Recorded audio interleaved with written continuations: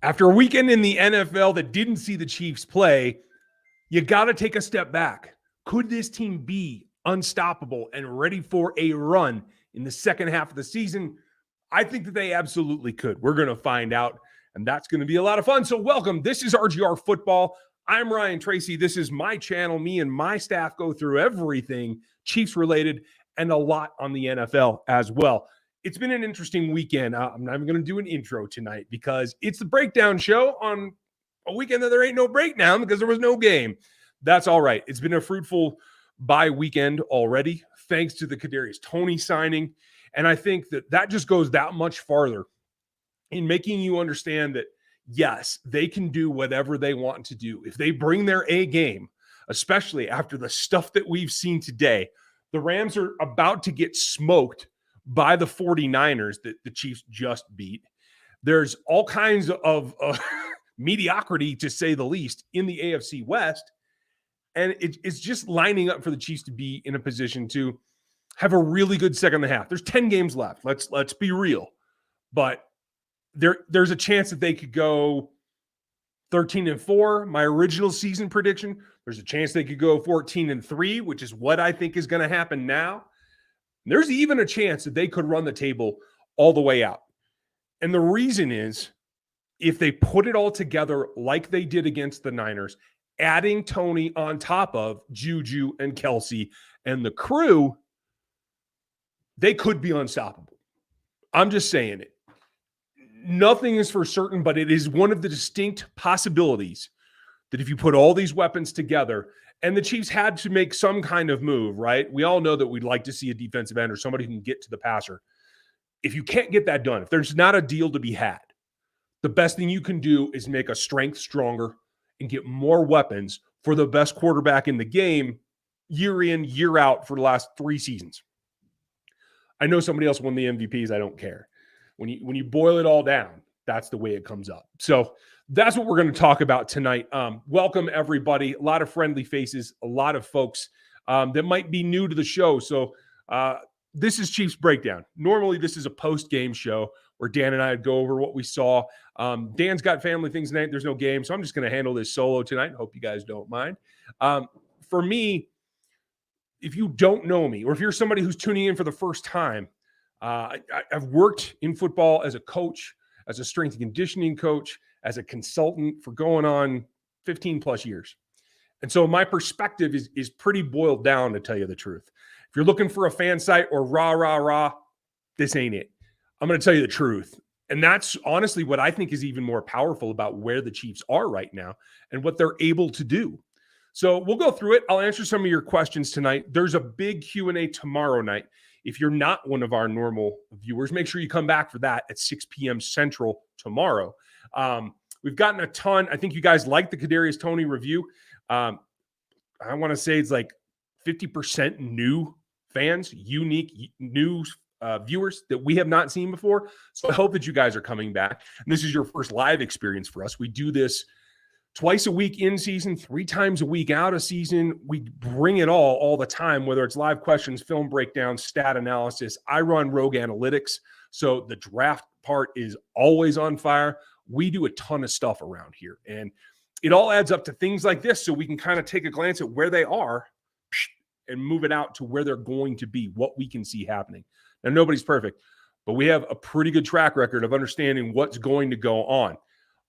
Aaron Morrow is in the house. Everybody give Aaron a hand. He hasn't been back in a while, but our fearless moderator is home, so I'm glad to see it. Hope you're doing well, buddy. Here's the thing. We are kind of a family around here. So Big Hot, thanks for putting it out there. We generally treat each other well. If there's other fans in here, we try to treat them well too. But if you're new, again, there's a lot of new eyes on the channel lately. Just want to say, we try to keep it real and we try to keep it, respectful. Even if you disagree with somebody, and hey, plenty of people can disagree with me. It happens all the time. I just end up being right. It's fine. What goes on is right now the Toney thing. I know everybody's up and they wanted to see the film review. Dan did a great job of the film review on Toney. If you haven't seen it yet, go check it out. I think it will be the second. I'll try to pin it here personally in the end of the show when I put it up for rewatch. So if you're not watching us live, there should be a link at the end of the show. Now, what that shows is that there's a ton of potential in Toney. Again, I like him in the slot best. I want to be honest about that. But we've seen him line up outside for the Giants. He can get some things done. He's got quickness. I think that's his best trait. Now, I got to admit, Dan's done the breakdown from the Giants film. I haven't done a ton of that. I'm going mostly on what I've seen live, and I know what I broke down in college. Now, players change. Draft is a point in time. They can go up, they can go down, they can do a number of things. So at the end of the day, it may not be what he was in college. I don't think he's progressed very much. And so this is an opportunity for him to get with a coach and a staff that has taken a 5th-round pick in Tyreek Hill and made him a superstar, right? Now, that's a ton of natural talent on Tyreek's part, but it's also a ton of knowledgeable, respectful, and focused usage of what you do best. I think that's going to be the big difference. I'm a little surprised that Dable wasn't able to get him rounded out and used in a way that was going to be better for him. But not everybody can do that every time with every guy. So we're not going to chalk that up to something wrong with Toney. Yes, he's had some knucklehead maneuvers. He's been that's the word that was in my college evaluation of him too. He's been stubborn. He's not always, the guy that you want him to be. I think that also has a chance to reset now. So we're going to see how that happens. And here's Fontez. I'm new, always watch. Well, cheers. Welcome. I really feel thankful to you, sir, that you're in the group here. And you want to go over to the Discord and check that out. It's bit.ly/RGR Nation. I have to put a banner up for it if I can find one, because that's the new address. And that's our expanded universe of RGR members that get into the Discord. Now, if you're not a member, you can go over there and check it out, and you can get in the main chat room that is just like the foyer, basically, of the hotel. Then you get in the hotel, you get everything. So, Fontez, welcome. If you haven't gone over there, do check it out. I'm going to create a new banner right now just because, hey, I need to make sure that I'm getting that down. It helps when I type on the right keyboard. But Discord's a cool thing because it's different in that we can post media, we can post the videos. You guys can talk not just with each other, but with us, with the creators on this channel. I'm on there sometimes. A lot of the guys are on there a lot. Stevie, Gooch, Aaron, FLDB in there all the time. And so you get a little bit of everything and you can discuss with people. Putting it up right now, and it is bit.ly/RGR Nation. And there we go. Hopefully, when I click that, it should go. There you go. There is the Discord. So, Fontez, you can go get in it. Anybody can go check it out. And then you come back and you link your YouTube account to your Discord account, and bam, you're in the full Monty. I like that. Brian's here. Holly's here. Nice to see you guys. I'm stacking a couple of questions. So for those of you who are new again, put some question marks at the beginning of your question. It helps me find them in the chat. I go pretty slow. I have a tendency to yak way too much. So then I fall behind, and it helps me then go back and pick them out. So, hey, thank you. Hey, looks like Nightbot's working, FLDB. You the man. So here it is as well. There's the post, and I'm just going to leave the streamer up here for a little bit. A lot of comments like this. We're going to get to you, Jay. I'm going to stack you here at the back. Patrick made it. Glad to see you guys. I know it's a little weird not having a ball game, right? But, hey, that's the way that it goes. We're going to get to this in just a second, Jay, because I do want to finish about the weapons and what they add up to for the offense, right? What we saw, I think, against the Niners was Juju staking his claim as the number one wide receiver. I've been feeling like he was going to do that. I felt much like you saw MVS get that long 57-yarder, right? When the season started, I said I thought Juju was going to score more. MVS was going to get more yards. Not necessarily true to this point. It could still end that way, but it really doesn't matter to me. That's just what I thought at the time. What I think now is you have to have Kels, obviously, but they're running him less. And they're doing exactly what I asked for in the offseason, that you're not stressing Travis Kelce out by trying to make him play 95% of the snaps like he has in years past. So they're lightening his load. He played 80% against the Niners and like 78% the week before that. So that's good for him. It helps him longevity-wise. It helps him get all the way through this season, understanding that we're expecting multiple playoff games. So that goes a long way. You got to have that too. I mean, there's a lot to it. And hey, Fontez, again, Discord. Okay, I'm glad. That makes it easier. Believe me, let's not start counting years. Nobody feels better when we do that. So as we keep on those weapons, just adding Toney, and I don't think he's going to get jumped in right away and be good to go on fire right off the bat. I just don't see that happening. But the fact that he can come along slowly, he can contribute on special teams, and I think he will have a shot at returning kicks. When they start practicing on Wednesday, they actually might start Tuesday. I can't remember what the schedule was. But when they start practicing, we might even see him start looking at kicks like right now, because it does three things. It allows him to get in the groove and contribute to the team. It allows McCole not to have to concentrate on kicks and pay attention, do more of his offensive maneuvers, be fully focused on offense. And that's good for McCole, and it's good for the offense. It also does the same thing for Pacheco. And I'm not convinced that this was a one-game start for Pacheco. I think the Chiefs might roll with him for now, because as you saw, just because he got the start doesn't mean he got all the touches. He got the bulk of them, yes. It was 8 for him, 6 for Clyde. Okay, that's fine. If you can get 4+ yards per carry, then we're good either way. So I won't rule it out that he could be the starter too. And if that is the case, I'd rather see him concentrate on offense, given that he's the newest to it. But the caveat is, I think for both McCole on a little bit, but Pacheco in particular, I think he gets a spark from being the returner. Like that gets his juices flowing. And I feel like he plays better when he does. So I do want them to like do something. Maybe it is just continually starting him, maybe putting a few more plays for him in the first 15 script, so that he does get that feel and that jump start. I think that he needs that, and I think that will help everybody. So let's see what happens with that. Now, again, back to Toney, we can't jump him in right away and have him run right in the offense unless they have a package that they feel is close enough, because he worked with Kafka. And I don't know how much Kafka like influenced what they've been doing with the Giants. I think it's in there, but I can't say just because he's there that like it's going to be a 1-to-1 conversion. You know, I don't know how fast it's going to go, but he brings an outside speed that can work, a slot speed that can work. And honestly, he brings the change of direction that most guys on this wide receiver core right now don't have. McCole is more straight line than change of direction. Sky's pretty changey, but while his sack is good, short area quickness, SAQ, that's sack. You can find that in the athletic matrix. It's one of the things that I really concentrate on, because it's not just Tyreek's long speed, it's his change of direction, his short area quickness that makes him who he is. Toney has some of that. MVS is a straight line guy. Juju has a little bit, but it's not much. All right.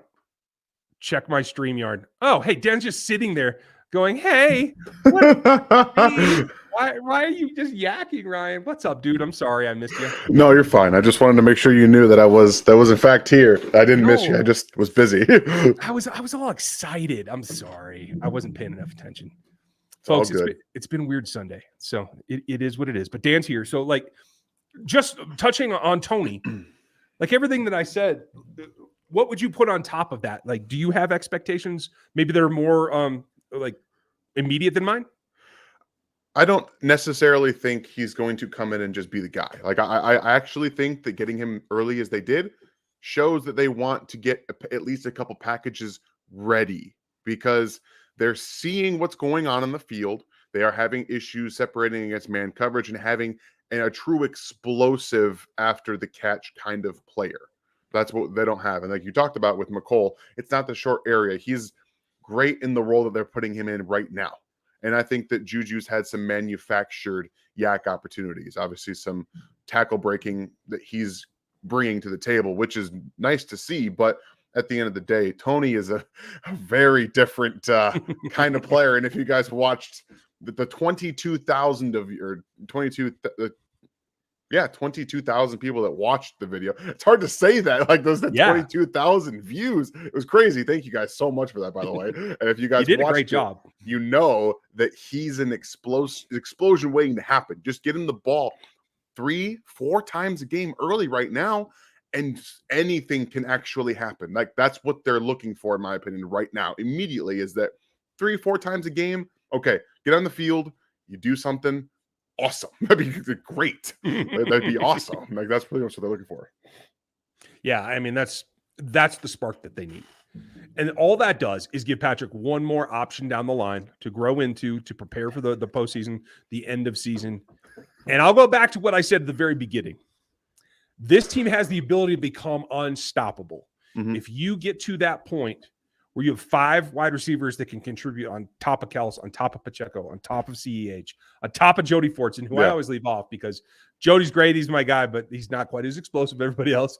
He's a leaper, and there's room for that in this offense. And, if we get there, it's going to be crazy.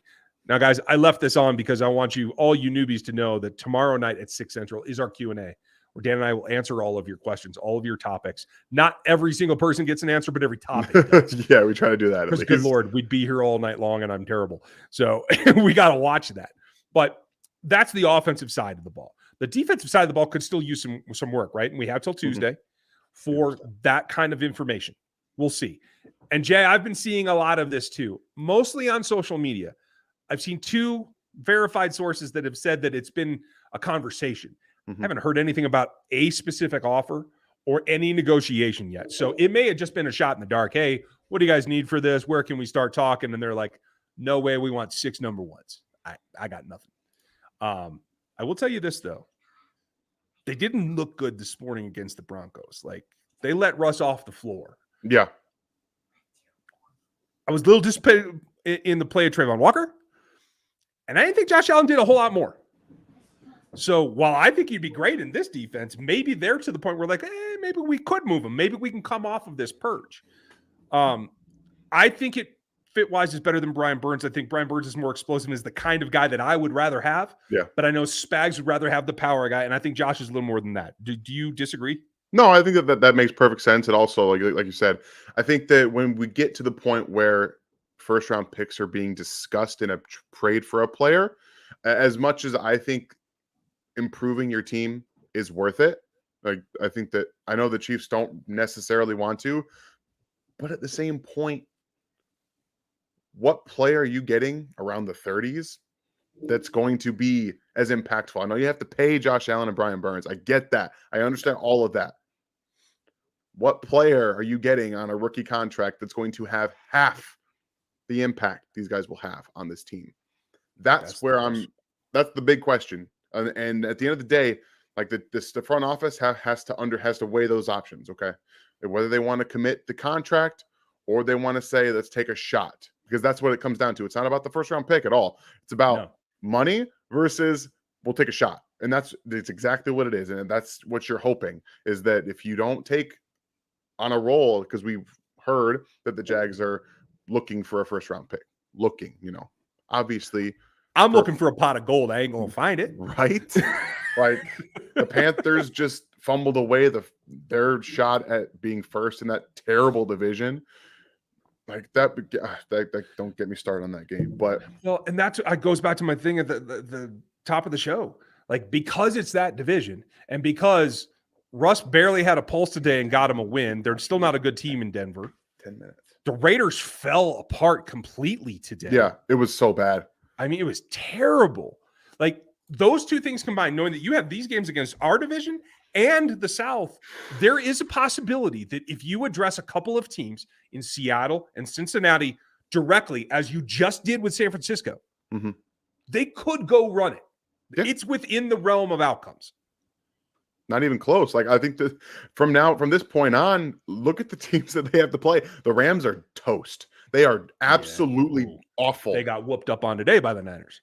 And the only chance, honestly, this defensive front, they might have time for Matthew Stafford to carve them up, because they don't get pressure quick enough. Like, that's the big thing, is that Matthew Stafford and the Rams are dead in the water because their offensive line has been so bad.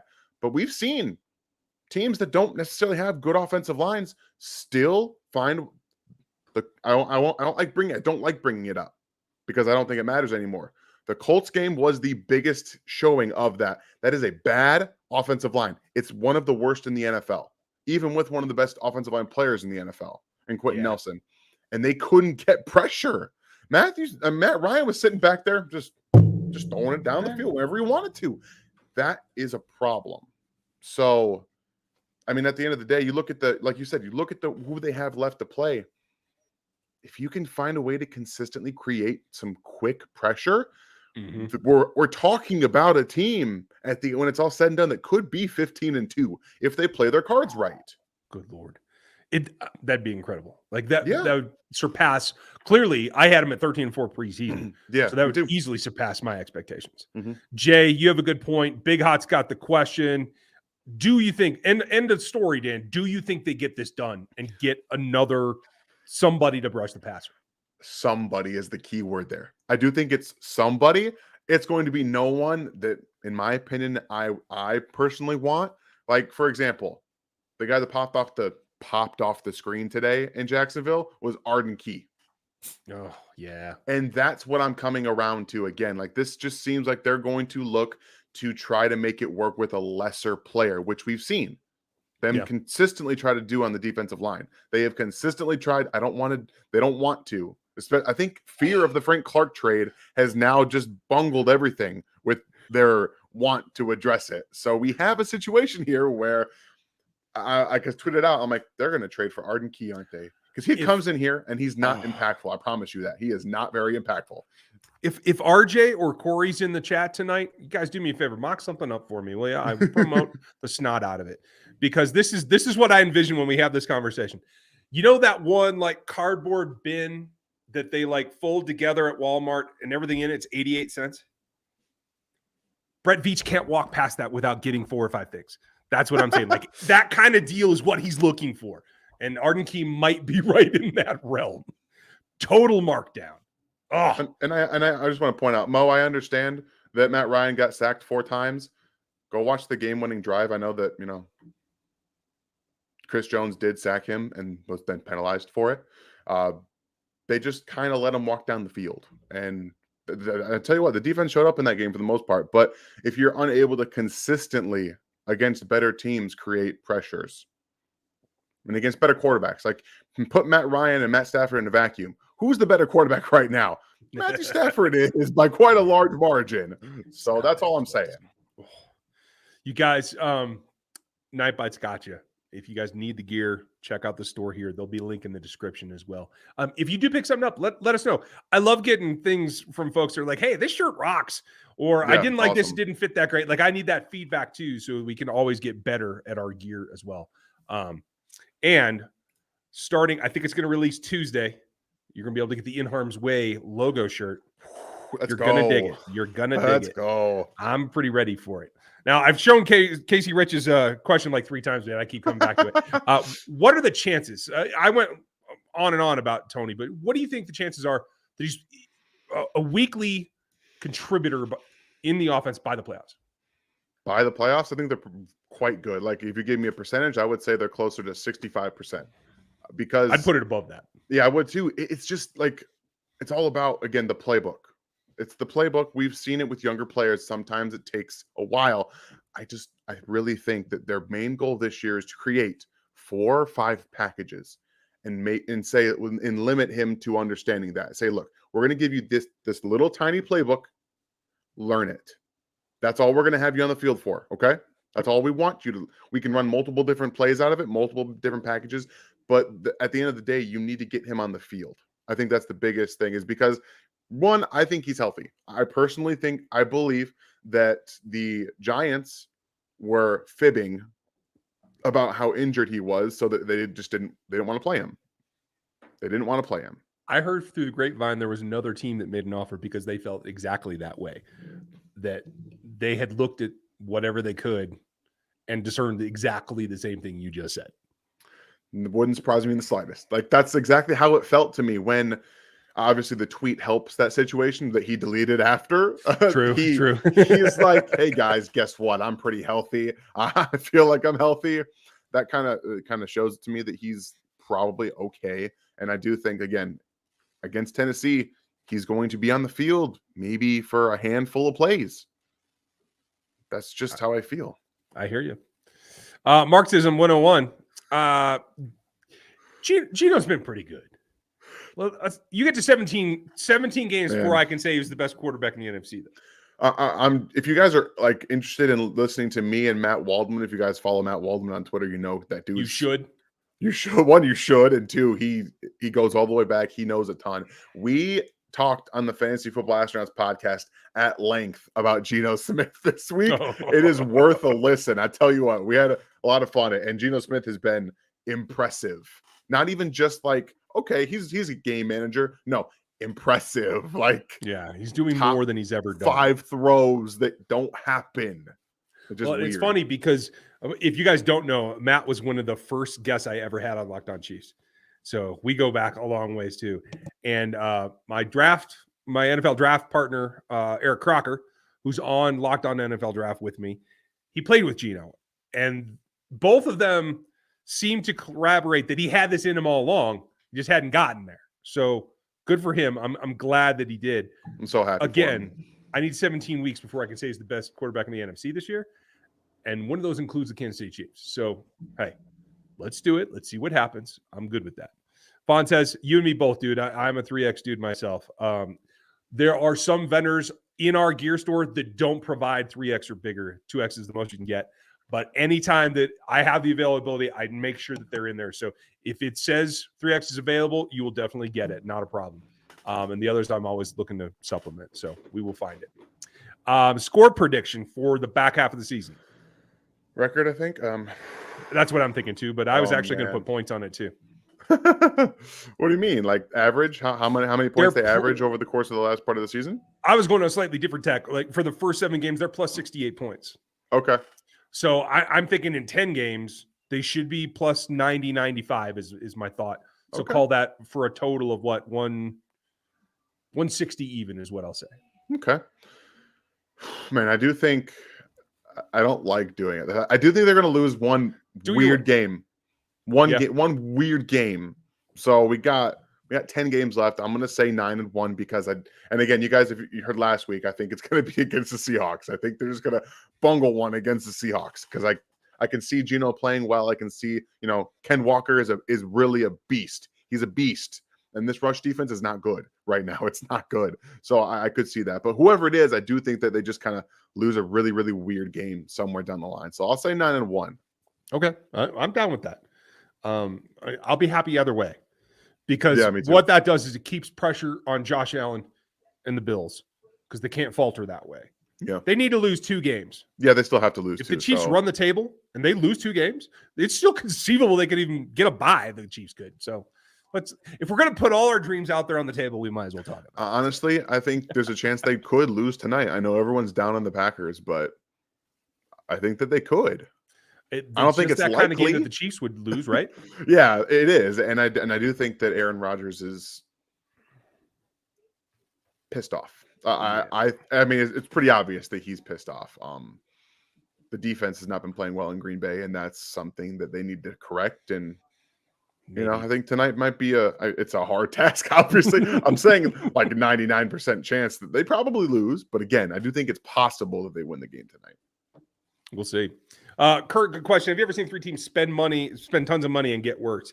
It happens every year, but 3 big ones like this, it's been a long time. It's difficult to watch, especially I've always liked Russ from afar. Yeah. Not being in that market, not covering that team. If he's been like this all along, like I live in Denver. If you guys don't know that, I live in Colorado outside of Denver. So I see all the local media, and it's annoying as all get out. And if he was like that in Seattle this whole time, I would have been over him a long time ago. Yeah. But I don't know. But just to see somebody of his caliber fall this far has been difficult for me to watch, I got to say. It's weird, guys. Like their offensive line's garbage. Obviously, we've kind of hit on this over the course of the last few weeks. He doesn't have any trust in their offensive playmakers. Courtland Sutton's not very good. I'm going to say it right now. He's not a very good player. He can't separate. And honestly, it's like Nathaniel Hackett is telling him to force the ball to Courtland Sutton. That's what it feels like when Jerry Jeudy is clearly their best receiver. Like it's not even close. He gets open. He has speed. I know he could drop the ball at times, but what's going on like all the times? Yeah, I mean, I'd argue Sutton's still better. I don't think he is. I'm watching this year. I think you are a slut for separation. That's your problem. Well, okay, I might be, but in today's league, you have to be able to separate. You have to, especially with the way that corners are playing now. if they just asked Cortland Sutton to run deep balls, he ain't catching them. He ain't doing it. No, that's fair. I'm not going to argue with you on that one. I've been waiting to use that phrase for a while, so I felt pretty good about it. Yeah, let it rip, man. Cam Jordan. I'm going to try to look this up, but give your thoughts. Like, would that be a trade that you'd endorse or not so much? So I'm not for trading for older players anymore. I mean, unless they're like at need. Like Melvin Ingram last year was a speed rusher who displayed some power. It made sense to trade for him, and it impacted the defense. So I was like, okay, fine. And plus, they gave him a 6th-round pick. I was whatever. Like, it wasn't. There's no investment there. But we're talking about a guy who's still being paid a lot. So I imagine they're going to be looking for at least a day 2, probably early day 3 pick for Cam Jordan. I personally, if you could find a way to get a deal on it, like a 5th, yeah. The Saints are bad. Granted, they just whooped up on the Raiders, but I mean, I looked it up. This is what it comes down to for me. Cam Jordan has 2 less pressures than Frank Clark. No, I'm out. Yeah. I'm out. It's not helping, and he's played full 7 games. So I just don't know that he's got anything that he can do to help. I'm with you. The age thing is very significant, though. I agree with you. Brian, do you think that Andy will continue to get Jody involved? And the OnlyFans, really? I mean, I don't know what's going on with Jody. Like, he's blocking his butt off. I don't. And see, the funny thing is, they used a ton of 13 personnel again against the 49ers. Like, I focused on it a lot in my film review from last week. Like, that was, and it was so effective and impactful. They're just not throwing him the football. And I don't know if that's read progression or if that's that he's really not designed to be a pass catcher truly. I don't think he is. Maybe not. And even if he is, he's not a read. Like, I have not seen Mahomes look his way. The only reason he even looked his way on that catch he had last week was because he had 10 yards of separation at the line of scrimmage. He was like, fine, I'll take 5-6 yards. I don't care. Yeah. So I don't feel like defenses are scared of him winning vertically. And they're also not scheming him up for catches to make him a threat. They scheme players open, and they have not been doing that with Jody. So I know everyone talks about maybe Andy Reid's holding. I don't really think Andy holds on to a lot of stuff. The trick plays and stuff we're seeing, and they don't really just all of a sudden get to playoffs and just show off a whole lot of stuff they haven't shown before. Like, we haven't seen that over the course of the last few years. So I don't know if he's holding it or just waiting. I don't really know. What do you think? I'm baffled because I think he's shown enough spark when you do target him. I'd be feeding him 2 or 3 targets a game, no matter what, just to see what he can pull down. Fawn says, thank you for the super sticker and the support. Appreciate you. Glad you're here. What is the best defensive end or defensive tackle that you could pick up in trade? That's the problem. Is I don't hear a whole lot of talk that's real about anybody in Washington, including Sweat. I haven't heard any rumor about them taking calls. They've just won 2 games in a row, too. Like, yeah. Like, now that they feel like, oh, maybe we got something, we shouldn't mess with it, right? Taylor Heineke. Interior, I don't see anything on the interior worth trading for right now of anybody that's rumored to be available. I do like Burns. Yep. I think I had him in relative picks. I had him just below Josh Allen. They were different draft years, right? They were separated about a year, weren't they? Yes, I think so. So I had Josh low first. I think I had Brian top second is basically in the areas that I had him. I like both of them. Sweat or Young were available maybe, but I just don't anticipate it. So, yeah. So there's 2 guys that I would be looking, and I know that's probably never going to happen, but the Colts should be an absolute fire sale. Okay? They should be. I'd be looking at Yannick Ngakoue. And 17 might be the charm. I would call. I mean, he was good in Las Vegas. He was good in Vegas. Okay. I can get down with that. Relatively. He had a good pass rusher on the opposite side. He doesn't really have that here. But DeForest Buckner in Stop. Just stop. I'm calling. I'm saying, hey. If Ballard gives him up, I would. I don't know. I'd do something stupid. I'm just calling. I'm just calling. Okay. There should be a fire sale. They're a They don't have to pick terrible up the phone. team. I hear you. I mean, good Lord. For a team that should be running the ball 60% of the time, they can't seem to even do that right. And Jonathan Taylor got hurt today, so. Oh, did he really? I didn't see that. Dang.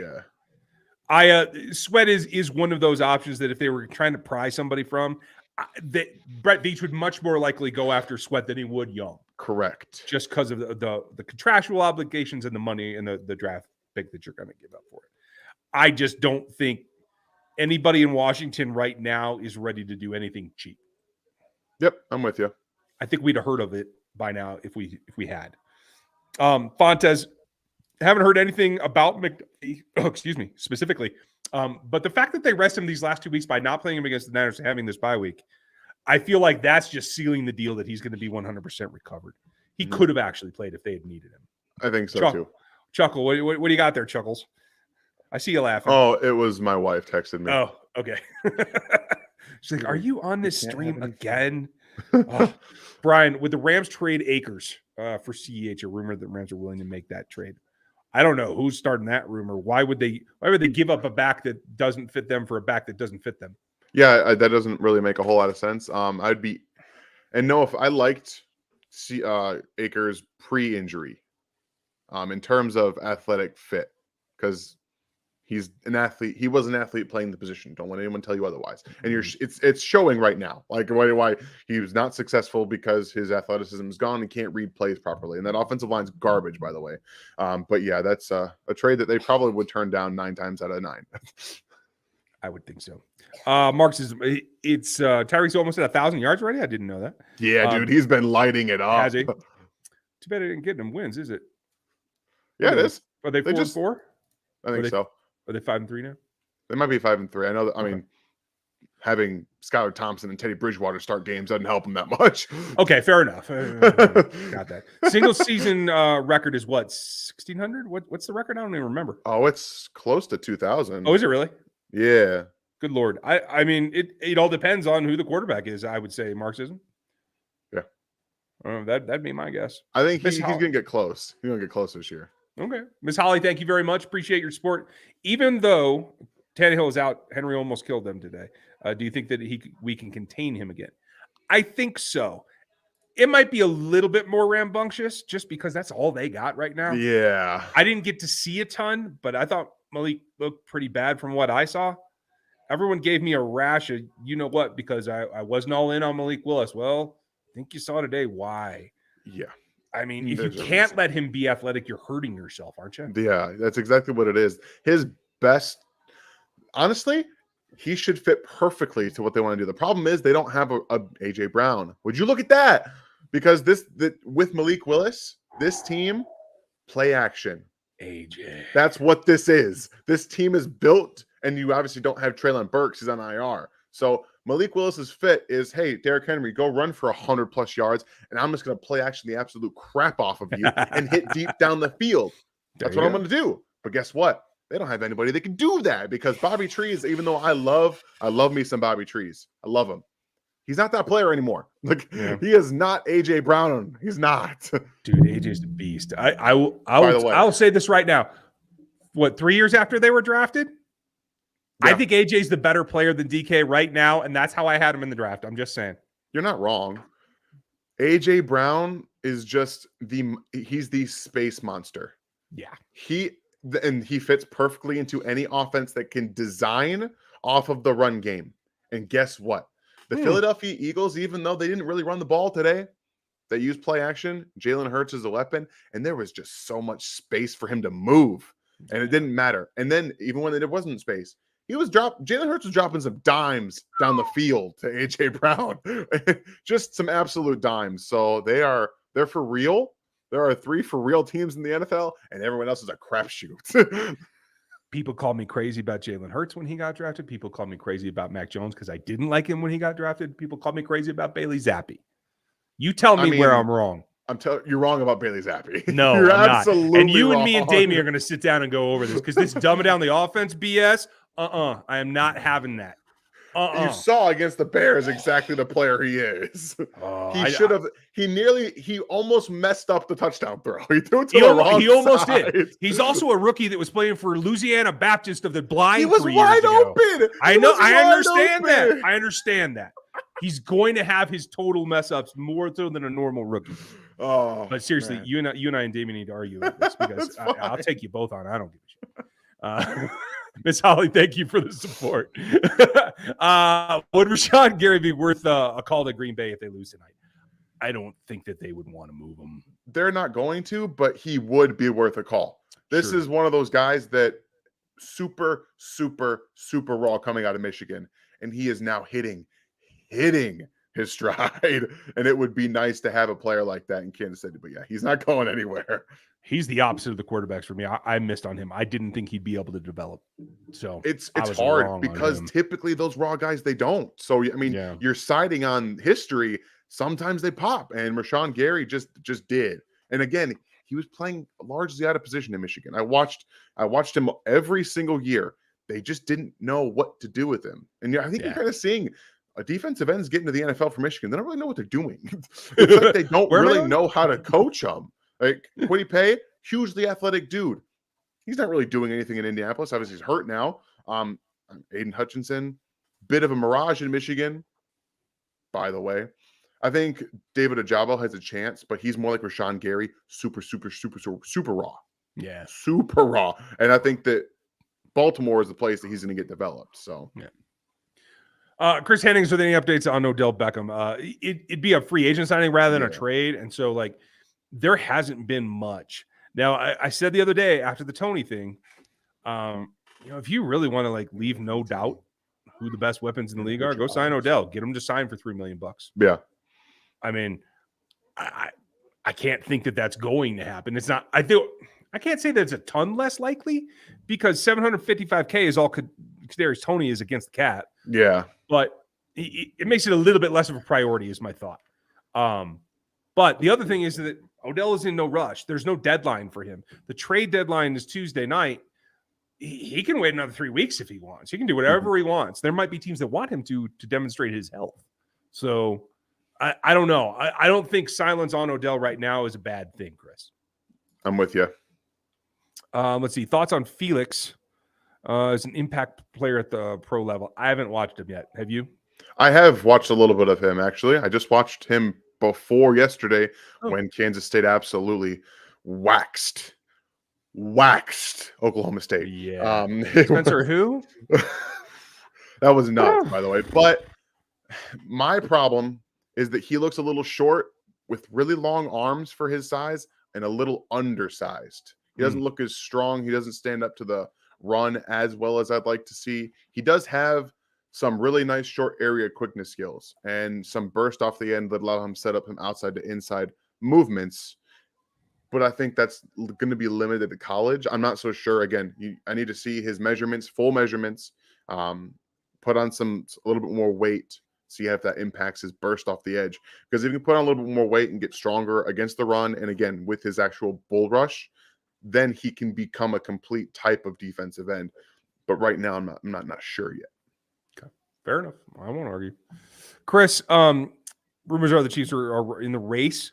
If it's a race, I don't think they'll win it. Yeah, no, definitely not. Because they don't want to give away a ton of draft capital, and they certainly can't give away anything more that like looks like commitment to the cap. So I don't know, but I'm glad that they're looking at it. Same thing. Let's see. I think Josh asked the same, or Jalen asked the same question. We're not giving up, no. But honestly, we don't have to. 48 hours, we're going to know. Monitoring. That's what they're doing. Just monitoring. That's about all I got. And love Brandon. Thank you too, because calling about Brian Burns is one thing. Making an offer that is significant is a different. And I think both these guys are going to demand. If I'm either of those teams, I'm asking for a first. That's exactly what it is. I don't know if I can make that happen. Maybe. Like, what do you mean? Like, I'm not sure I can hold out for that. I'm not sure teams are going to give that up for either of them, given where they were drafted and the production that they've had. Like, I think it's borderline, but I think teams are going to be on the cheap side. And I think eventually both those teams might have to cave in and take a higher second or something like that. I just don't know. I don't disagree. And they might end up getting stuck with them and having to pay him on bad teams, which, It happens. it happens. Yeah, I mean, I would like either of them put into the rotation in Kansas City. I think it would be a plus either way. Period. It's just about how much you give it up. Honestly, they'd both be the best true defensive ends on the team. Day one. At least in pass rushing, for sure. I do question Burns setting the edge sometimes, but he's usually got a big tackle inside of him, so it's not the same way. Yeah. So in this system, I think he could still do it. I just not everybody's Frank Clark. Frank Clark is elite for his size in setting the edge in the run game for an undersized defensive end, in my opinion. Man, I'm honestly, I wish we could have gotten to see the player that we've been seeing the last month over the last 3 years. I know, right? He's actually been really good, and I feel good, good for him. And obviously now we get the suspension, but it's good for him to make an impact. I'm sure he feels really good the way he's playing too, and I think it's coming out the way he feels confident because he was talking after the game. He was talking, and I think that we're seeing the player that he is when he's confident. And this is the Frank Clark that, even if this is what they would have gotten, I would have been fine with. I would have been fine with it. Volume from Frank is a good sign. Yeah. Yeah. Paul, thank you for the suggestion. Rashid Rice from SMU. I haven't seen any film on him. I've seen a couple of highlights. That's it. Have you, Dan? No, I got nothing on SMU, guys. It's right now, the pickings are slim for the film that I get. We're talking like maybe 6-7 teams that I have access to right now. Like that's it. And there's 130. There's 130 out there. Yeah, I got nothing. Don't have much. Donnie, if Buckner is moved, moved here. How do you block Jones and Buckner? You can't. I mean, it's a beautiful thing. It's impossible. I don't know Buckner's contract. Last time I looked, I thought it was 12 though, and even it's something like that. They're gonna have to pay 9, and they only got 3.5 in cap space. You got to have a little bit of operating capital for roster elevations and stuff like that. So there's just, I don't see any way that it happens unless they trade cap space away as well. So I just don't see that happening. I'd love it because it'd be unblockable, Yeah, I know, it'd be amazing. Think of it just think about it. They both demand doubles half the time. At some point, you're going to get a Karlaftis or Frank Clark that is unlocked because they just can't get it done. And both can play defensive end. Hey, what an idea. I'm just saying. I got to tell you, I like George inside in the A gaps. I do too. And honestly, I know that if you guys didn't see all the pass rush moves or pass rush snaps from him from the 49ers game that we posted to the channel, you should go watch that because I know on that's face, it's like, okay, what is he doing? He's freeing up guys because you can't necessarily always block him one-on-one on the inside. He is strong and he's got quicker feet than a lot of these guards and centers do. So if you leave him one-on-one, he might just beat you across your face. So you kind of have to devote a little bit more attention to him, and that's the reason that Chris Jones got the sack that he did, because not only did they put him inside, they blitzed Nick Bolton right in the interior too. So it makes a one-on-one for Chris Jones. So it's a good thing that one thing we talked about when he was drafted. Like maybe he's going to kick inside on some pass rush downs. Guess what? He's kicking inside on some pass rush downs because it makes a lot of sense for this team. So yeah. So good question, Jalen. Would you give up the second? I'm reading this as this year's second and the second in 2024. Correct. 2 twos for Josh Allen. Josh Allen has 28 pressures. He's 8th in the league. Brian Burns has 29. He's tied for 6th in the league. Either of those guys, if you feel you need that kind of thing, let's see, Allen's only got 3 sacks. Burns has 5. But that's in the realm of what we were talking about, Frank. Yeah. You're going to get a 5th-year option on one of them, right? On Allen? Not on Burns, right? I don't know. I can't recall either. Burns. But if a 2 and a 2 was decent for Frank for 2 years, and one of those years being the Super Bowl run, 2 twos for Josh Allen can make sense to me too. It's a little rich, but it's within the range. It's high, but I think that's within the range of what's okay. Yeah, I'm probably doing it. Yeah, okay. And maybe we get burned for it, but again, it's not it's not a first and a second. It's 2 seconds, and you can live with that if you get burned. Yeah, I agree.